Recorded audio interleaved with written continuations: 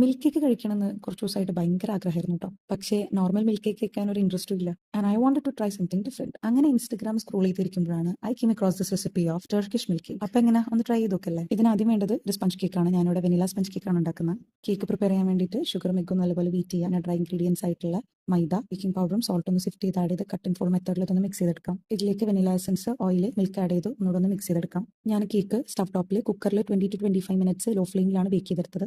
നിങ്ങൾക്കിത് അവനിൽ വേണമെങ്കിലും ചെയ്തെടുക്കാം. ഡീറ്റെയിൽ റെസിപ്പി ഞാൻ ഡിസ്ക്രിപ്ഷനിൽ ആഡ് ചെയ്യുന്നുണ്ട്. മിൽക്ക് സിറപ്പ് ഉണ്ടാക്കാൻ വേണ്ടി മിൽക്കും കണ്ടൻസ് മിൽക്ക് ക്രീമും കൂടെ നല്ലപോലെ ഒന്ന് മിക്സ് ചെയ്തെടുക്കാം. ഞാൻ ഉണ്ടാക്കിയ കേക്ക് റൗണ്ട് ഷേപ്പിലാണ്, പക്ഷേ ഞാൻ സെറ്റ് ചെയ്യുന്ന ട്രേ സ്ക്വയർ ഷേപ്പ് ആയതുകൊണ്ട് കേക്ക് ഞാനൊന്ന് കട്ട് ചെയ്ത് അറേഞ്ച് ചെയ്ത് കൊടുത്തിട്ടുണ്ട്. ഇത് കേക്കിന്റെ മുകളിലോട്ട് ഒഴിച്ചു കൊടുക്കാം. ഇനി നെക്സ്റ്റ് ലെയർ വരുന്നത് വിപ്ഡ് ക്രീമാണ്. അത് വേണ്ടിയിട്ട് വിപ്പിംഗ് ക്രീമും കണ്ടൻസ് മിൽക്കും കൂടെ നല്ലപോലെ ഒന്ന് ബീറ്റ് ചെയ്തെടുക്കാം. ഇത് സോക്ക് ചെയ്ത് വെച്ചിട്ടുള്ള കേക്കിന്റെ മുകളിലോട്ട് കുറച്ച് തിക്നെസ്സിൽ തന്നെ ലെയർ ചെയ്ത് കൊടുക്കാം.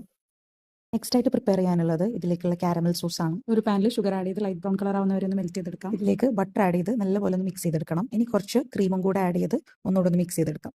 ഇനി ഇതൊന്ന് കൂളാക്കാൻ വെച്ചാൽ തന്നെ ഇതൊരു തിക്ക് കൺസിസ്റ്റൻസി ആയിട്ട് വരും. ഇത് നല്ലപോലെ ചൂടാറിയതിന് ശേഷം കേക്കിന്റെ മുകളിലേക്ക് ഒഴിച്ചു കൊടുക്കാം. അപ്പോൾ നമ്മുടെ ഫൈനൽ സ്റ്റെപ്പും കൂടെ കഴിഞ്ഞു. കുറച്ചുകൂടെ ഒന്ന് അപ്പീലിംഗ് ആക്കണമെങ്കിൽ വിപ്പിംഗ് ക്രീം കൊണ്ട് മുകളിൽ ചെറിയ ഡിസൈൻസ് ഒക്കെ ഉണ്ടാക്കി കൊടുക്കാം.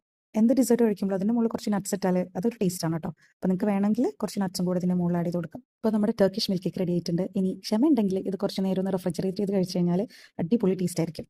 അപ്പോൾ എല്ലാവരും ഒന്ന് ട്രൈ ചെയ്ത് നോക്കുക, ഫീഡ്ബാക്ക് അറിയിക്കുക. Thank you for watching.